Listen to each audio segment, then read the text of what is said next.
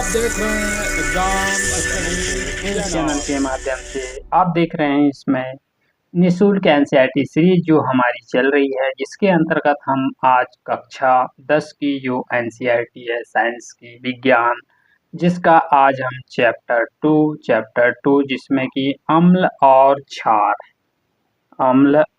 क्षार के बारे में हम देखेंगे, जिसका ये पार्ट फर्स्ट है, जिसे मैं सुनील अहरवार इसको प्रेजेंट कर रहा हूँ। तो चलिएगा हम स्टार्ट करते हैं पार्ट फर्स्ट, इस चैप्टर फर्स्ट का पार्ट फर्स्ट यानी चैप्टर सेकंड का पार्ट फर्स्ट, जिसमें क्या है अम्ल, क्षारक और लवण की अम्ल क्या है, क्षारक क्या है एवं लवण क्या है, इनके बारे में आज हम डिटेल से देखेंगे, जिसको कि हम छोटे छोटे पार्ट में डिवाइड करके हम इन जो चैप्टर सेकंड को हम पूरा कंप्लीट करेंगे।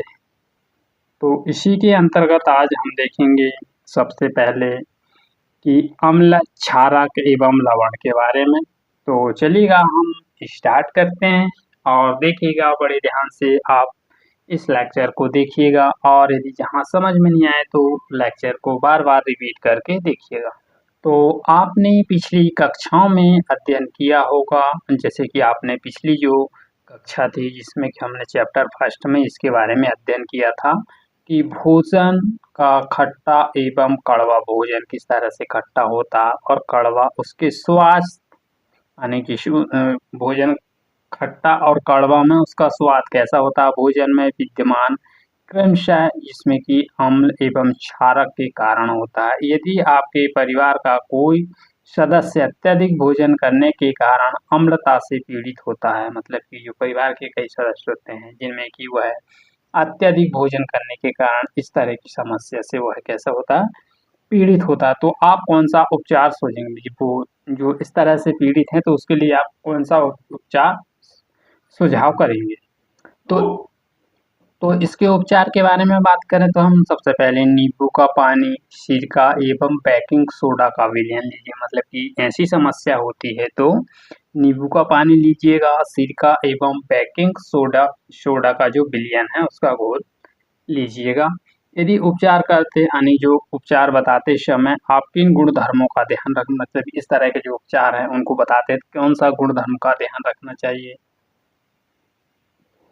और अम्ल एवं क्षारक के दूसरे के प्रभाव को किस तरह से वह समाप्त कर। आपने अवश्य ही इस जानकारी का उपयोग किया होगा।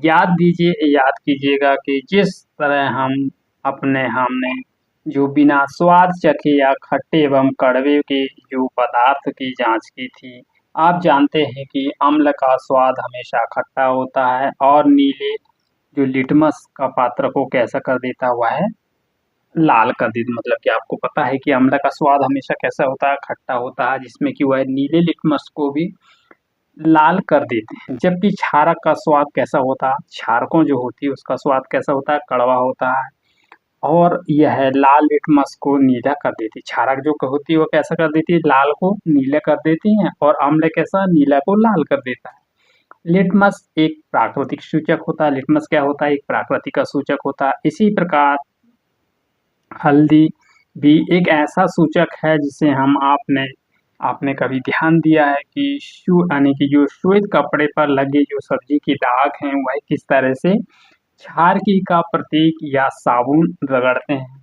तथा उस धब्बे पर रंग कैसा होता है, भूरा लाल हो जाता है। लेकिन कपड़े अत्यधिक जल यानी कि जल जो धोने से वह पश्चात फिर कैसा नीले रंग का हो जाता है। मतलब कि उसमें अच्छे ज़्यादा देर तक उसको धोते हैं तो वह कैसा रंग का हो जाता है, नीले रंग का हो जाता है।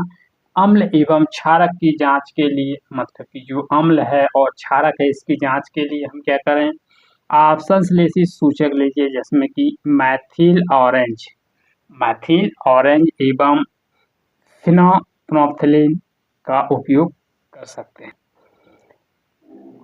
इस अध्याय में हमें अम्ल एवं क्षार की अभिक्रिया के बारे में अध्ययन करेंगे। मतलब कि अम्ल और क्षारक की अभिक्रिया के बारे में हम इनका अध्ययन करेंगे, और फिर हम जानकारी प्राप्त करेंगे कि अम्ल क्षारक कैसे एक दूसरे के प्रभाव को समाप्त कर देते हैं। साथ ही दैनिक जीवन में जो पाए जाने वाली तथा उपयोग में आने वाली बहुत सी रोचक वस्तुओं के बारे में हम इनका अध्ययन करेंगे। तो इसको देखें हम, तो इसमें लिटमस विलियन बैंगनी रंग का रंजक होता है जो कि थैलोफाइटा समूह के लिचेन लिचेन लिचेन के पौधे से निकाला जाता है और प्राय सूचक का उपयोग किया जाता है। लिटमस विलियन जब ना तो अम्लीय होता है और ना ही क्षारीय, मतलब कि जो लिटमस विलियन होता है वह ना तो अम्लीय होता है और ना ही वह कैसा होता है, क्षारीय होता है। वह केवल बैंगनी रंग का होता है। बहुत सारे प्राकृतिक जैसे कि लाल पत्ता गोभी, हल्दी, अल्जीरिया, हाइड्रेसिया, पैनेसिया, जेरेसिया जैसे फूलों का बगान, फूलों की रंगीन पंखुड़ी, मतलब कि जो फूल होते हैं उसकी किस तरह की रंगीन पंखुड़ियां किसी विलयन को अम्ल क्षारक की उपस्थिति सूचित करते हैं। अम्ल क्षारक सूचक कभी कभी केवल सूचक कहलाते हैं। अम्ल का क्षारक ही क्या कहलाते हैं, सूचक कहलाते हैं। इस तरह से हम इनमें देख सकते हैं। तो फिर इसमें दिया गया है कि प्रश्न के बारे में इन पंखुड़ियों को दी गई है, जिसमें हम आप यहाँ से देख करके पढ़ के इन क्वेश्चन को किस तरह से करना चाहिए उसको आप देख सकते हैं। ठीक है, तो फिर देखें हम 2.1 में अम्ल एवं क्षारक के रासायनिक गुणों को समझाइए। तो इसमें प्रयोगशाला में अम्ल एवं क्षार का किस तरह से उपयोग किया जाता है। क्रियाकलाप 2.1 में विज्ञान की प्रयोगशाला में हाइड्रोक्लोरिक अम्ल HCl, सल्फ्यूरिक अम्ल H2SO4, नाइट्रिक अम्ल HNO3, एसिटिक अम्ल CH3COOH कोष्टक पैक, सोडियम हाइड्रोक्साइड कोष्टक NaOH, कैल्शियम हाइड्रोक्साइड कोष्टक Ca कोष्टक OH2 कोष्टक बंद, पोटेशियम हाइड्रोक्साइड इसमें की KOH, मैग्नीशियम हाइड्रोक्साइड MgOH2 कोष्टक बंद एवं अमोनिया हाइड्रोक्साइड NH4OH में विलयनों के नमूने मात्र को एकत्र कीजिएगा। फिर इसमें देखें हम ऊपर दी गए प्रत्येक विलयन की एक बूंद वाच ग्लास में डालिए, मतलब कि जो विलयन दिया गया है उसकी एक बूंद किस में डालिए, वाच ग्लास में डालिए, बारी से रखिए और एवं सारणी 2.1 में के अनुसार निम्नलिखित सूचकों की उसकी जांच कीजिएगा। लाल लिटमस, नीले लिटमस, फेनोप्थैलिन्स एवं मैथिल ऑरेंज विलयन के साथ दिए गए विलयन का रंग क्यों परिवर्तन होते हैं। आपने प्रशिक्षण जो प्रशिक्षण की सारणी 2.1 में दिया गया है इसके बारे में आप यहाँ से देख सकते हैं। जैसे विलयन का नमूना, लाल लिटमस का विलयन, नीले लिटमस का विलयन, फेनोप्थैलिन विलयन और मैथिल ऑरेंज विलयन। तो फिर इसमें रंग में परिवर्तन के गुण के द्वारा जो परिवर्तन के द्वारा सूचक हमें क्या बताते हैं, और कोई परिवर्तन अम्ल एवं क्षारक है या कुछ ऐसे पदार्थ होते हैं जिनकी गंध अम्लीय एवं क्षारकीय माध्यम से भिन्न हो जाती हैं, जिसे हम गंधीय सूचक कहते हैं। इस तरह से होने वाली जो इनकी जो क्षारक माध्यम है उसको क्या कहते हैं, गंधीय सूचक कहा जाता है। इसलिए कुछ सूचकों में इसकी जांच कीजिएगा। देखते हैं हम क्रियाकलाप 2.2 में जो बारीक कटी हुई प्याज, स्वस्थ कपड़े एवं टुकड़े को एक प्लास्टिक के थैले में लीजिएगा और थैले को कसकर बांध दीजिएगा और पूरी रात फ्रिज में रहने दीजिएगा। अब इस कपड़े के जो टुकड़े का उपयोग क्षार एवं अम्ल एवं क्षारक की जांच के लिए किया जा सकता है। किस तरह से इसमें अम्ल है या क्षार है इसकी जांच करने के लिए किया जाता है। इसमें 2 टुकड़े लीजिएगा, उनकी गंध की जांच कीजिएगा, उन्हें या स्वच्छ सतह पर रखकर उनमें कुछ टुकड़े HCl विलयन की बूंदें एवं एक दूसरे तनु NaOH के विलयन की एक बूंद डालिएगा। फिर इसमें देखें दोनों टुकड़े को जल से धोकर उनकी फिर गंध की पुनः से क्या करें, इसकी जांच कर सकते हैं। और फिर इसमें हम यहाँ देखें हम इसके कुछ अपने प्रेक्षण को लिखिएगा। जब आप देखें थोड़ा तनु क्या है वैनिला एवं लौंग का तेल लीजिएगा और उनकी गंधों की जांच कीजिएगा। एक परख नली में तनु HCl के विलयन, दूसरी परख नली NaOH का विलयन लीजिएगा। दोनों तनु वैनिला एथेंस की बूंदें डालकर उसमें हिलाइएगा, उसकी गंध को पुनः जांच कीजिएगा, गंध में कोई बदलाव है या दर्ज कीजिए उसे। इसी प्रकार तनु HCl, तनु NaOH के लौंग के तेल यानी क्लाइवा ऑयल और फिर इसकी गंध लीजिए यानी कि आई परिवर्तन की जांच कीजिएगा और प्रेक्षणों की दर्ज कीजिएगा, जो इसके जो प्रेक्षण है उनके किस तरह से उनको दर्ज किया जाता है। आपकी प्रेक्षणों के आधार पर वैनिला, प्याज, लौंग के तेल में किसी गंधीय सूचक की तरह उपयोग किया जा सकता है। अम्ल, क्षार, रासायनिक गुणधर्म समझने के लिए कुछ इनके क्रियाकलाप हैं, आइए उनको करके देखते हैं। अब यहाँ पर हम देखें तो इसमें देखें अम्ल क्षारक धातु में के साथ कैसे अभिक्रिया, अम्ल जो होता है वह क्षारक धातु के साथ किस तरह अभिक्रिया करता है इसके बारे में हम देखेंगे। तो देखें चित्र 2.1 में के अनुसार उपकरण लीजिएगा और परख नली के 5 लीटर तनु सल्फ्यूरिक अम्ल को दानेदार टुकड़े में डाल दीजिएगा। दानेदार जिंक के टुकड़े को एक सतह पर रखते आप क्या देखेंगे, उस सजीर गैस को साबुन में विलयन में प्रवाहित कीजिएगा। साबुन के विलयन में बुलबुले क्यों बनते हैं?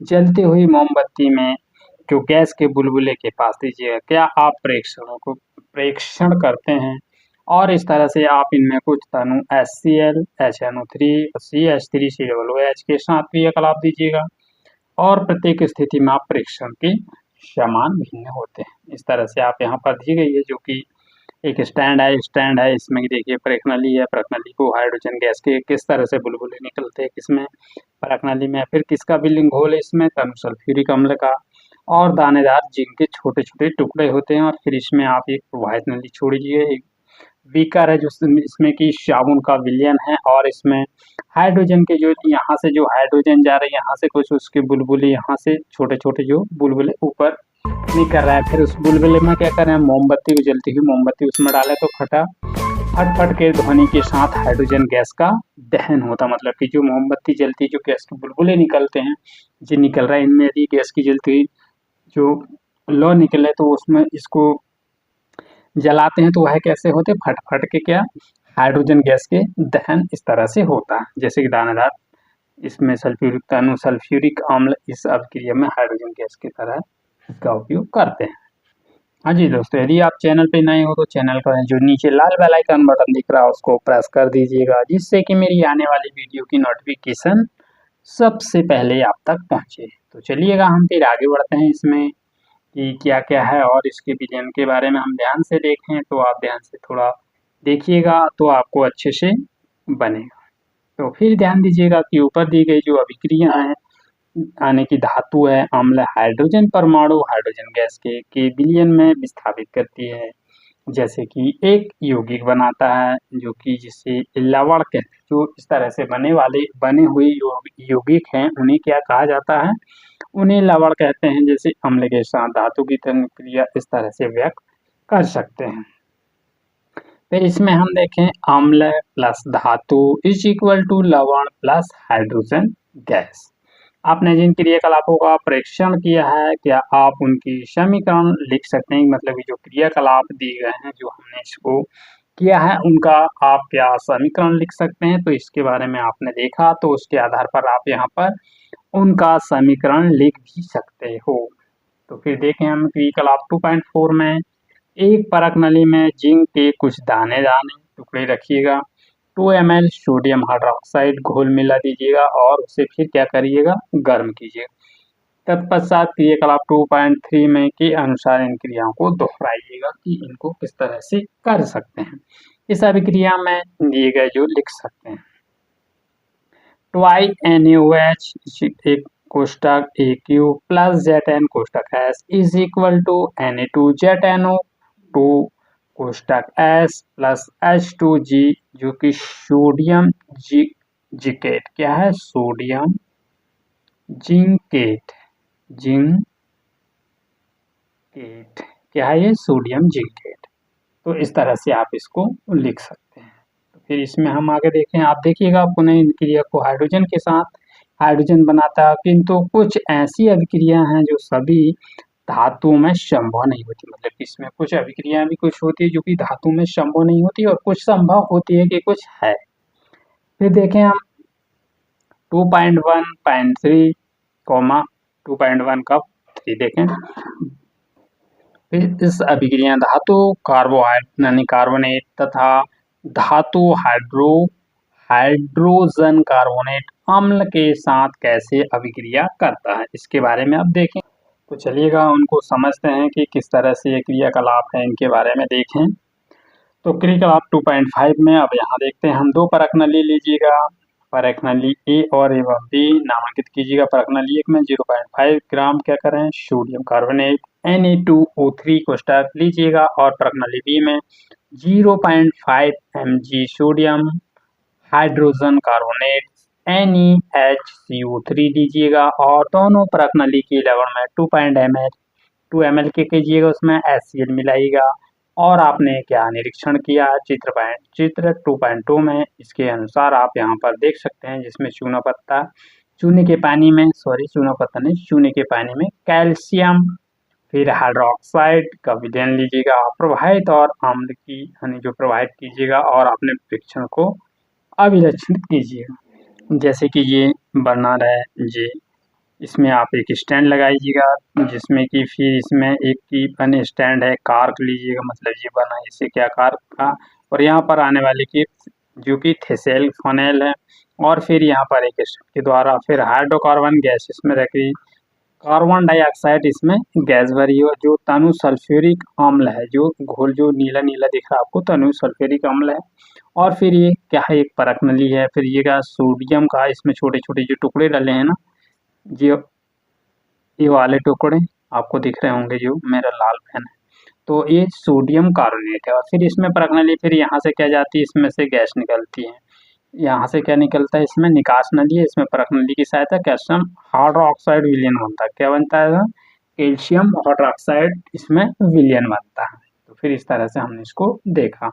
तो इसमें उपयुक्त क्रियाकलाप के आधार पर जो अभिक्रिया को इस प्रकार लिखा जा सकता है, जैसे कि परख नली Na2CO3S plus 2HCl AQ is equal to 2NaCl AQ plus H2O plus CO2G। परख नली अब बी में देखें हम, परख नली फर्स्ट में देखा, बी में देखें NaHCO3 कोष्टक S plus HCl AQ NaCl AQ plus H2O कोष्टक I प्लस CO2 कोष्टक G। तो इस तरह से आप यहाँ से देख सकते हैं। तो हम थोड़ा सा और है इसमें, फिर इसके बाद हम इसका ये पार्ट एंड हो जाएगा। तो उत्पादित कार्बन डाइऑक्साइड है, जिसमें चूने के पत्ता चूने में प्रवाहित कीजिएगा, CO कोष्टक OH2 AQ प्लस CO2 कोष्टक में G is equal to CaCO3 कोष्टक S प्लस H2O कोष्टक I। इसमें लिखा है ये कि चूने का पानी है, इसमें क्या श्वेत अवशेष है। अत्यधिक मात्रा में कार्बन डाइऑक्साइड प्रभावित होने के कारण अभिक्रिया CO3 कोष्टक S प्लस H2O कोष्टक I प्लस CO2 कोष्टक G is equal to Ca कोष्टक HCO3 कोष्टक 2 AQ। क्या है, जल में विलयशील। जल में विलयशील का मतलब होता है कि जल में वह पूर्णतः घुल जाता है। चूना पत्थर, खाड़ियाँ हैं, संगमरमर है, कैल्शियम कार्बोनेट की विविध रूप से सभी धातु कार्बोनेट या हाइड्रोकार्बोनेट अम्ल के साथ अभिक्रिया करके संगत लवण कार्बन डाइऑक्साइड एवं हम जो जल बनाते हैं इस अभिक्रिया में इस प्रकार से व्यक्त कर सकते हैं। हम इसमें देखें जो धातु कार्बोनेट या धातु हाइड्रोकार्बोनेट प्लस अम्ल इज इक्वल टू लवण प्लस कार्बन डाइऑक्साइड प्लस फिर क्या बन जाता है, यहाँ पर जल बन जाता है। अब देखें हम क्रियाकलाप 2.6 में, परख नली में 2 ml NaOH का घोल लीजिएगा, जिसमें कि 2 बूंद फिनोप्थैलिन की लीजिए, इसकी फिनोप्थैलिन की, और विलयन का रंग क्या है, विलयन एक बूंद को तनु HCl का विलयन मिलाइएगा, और फिर इसमें इस अभिक्रिया में दो रंग के कोई परिवर्तन आता है, आया अम्ल मिलाने के बाद फिनोप्थैलिन का रंग क्यों बदल जाता है। अब उपयुक्त मिश्रण NaOH की बूंद मिलाइएगा, और फिर क्या फिनोप्थैलिन की पुनः गुलाब रंग क्यों हो जाता है, आपके विचार ऐसा क्यों। उपरोक्त क्रियाकलाप में हमने प्रेक्षण किया और अम्ल द्वारा क्षारक के प्रेषित प्रभाव के क्षारक के द्वारा अम्ल का प्रभाव समाप्त किया। अब क्रिया को इस प्रकार हम लिख सकते हैं, जैसे कि NaOH कोष्टक AQ प्लस HCl कोष्टक AQ कोष्टक पैक इज इक्वल टू NaCl कोष्टक AQ कोष्टक पैक प्लस H2OIA कोष्टक IA कोष्टक पैक। फिर अम्ल और क्षारक की अभिक्रिया के परिणाम स्वरूप तनु अम्ल जो तनु लवण है जल प्राप्त होते हैं। फिर इससे की उदासीनीकरण कहते हैं। जिस तरह से अम्ल एवं क्षारक की अभिक्रिया के परिणाम स्वरूप लवण एवं जल से प्राप्त होने वाली क्रिया को उदासीनीकरण अभिक्रिया कहते हैं। यहाँ से आपके लिए 2 नंबर का एक सवाल बन सकता है कि यानी कि थ्योरी के तौर पर आप यहाँ से इसका आंसर लिख सकते हैं। उदासीनीकरण अभिक्रिया को किस प्रकार लिख सकते हैं? इसमें हम लिखने के लिए क्षारक लेंगे प्लस अम्ल लेंगे इज इक्वल टू लवण लेंगे प्लस इसमें जल भी लेंगे, मतलब कि क्षारक प्लस अम्ल, फिर इसमें लिखें हम इज इक्वल टू यहाँ लवण लिखें प्लस इसमें फिर क्या मिलाया जाए, जल मिलाया जाए। इस तरह से वह अभिक्रिया पूर्ण हो जाएगी। अम्लों के साथ धात्विक ऑक्साइड की अभिक्रिया, मतलब जो अम्ल है उसके साथ किस तरह से धात्विक ऑक्साइड की अभिक्रिया किस तरह से होती है। क्रियाकलाप 2.7 में बीकर में कॉपर ऑक्साइड अम्ल की मात्रा लीजिएगा और फिर इसे हिलाइएगा, धीरे धीरे तनु सल्फ्यूरिक अम्ल के साथ मिलाइएगा। विलयन के रंग पर ध्यान दीजिएगा और कॉपर ऑक्साइड का क्या हुआ। तो इस तरह से हमने आज इसको देखा और फिर आने वाले इसका पार्ट 2 में हम इसमें और जो डिटेल से जो चर्चा है उसके बारे में हम देखेंगे। तो सेशन कैसा लगा? यदि सेशन पसंद आए तो इसे लाइक कीजिएगा और शेयर कीजिएगा, और यदि आप चैनल पे नए हो तो चैनल को सब्सक्राइब करने के साथ साथ बेल आइकन बटन को प्रेस कर दीजिएगा, जिससे कि मेरी जो भी वीडियो आएगी उसका नोटिफिकेशन सबसे पहले आप तक पहुंचेगा।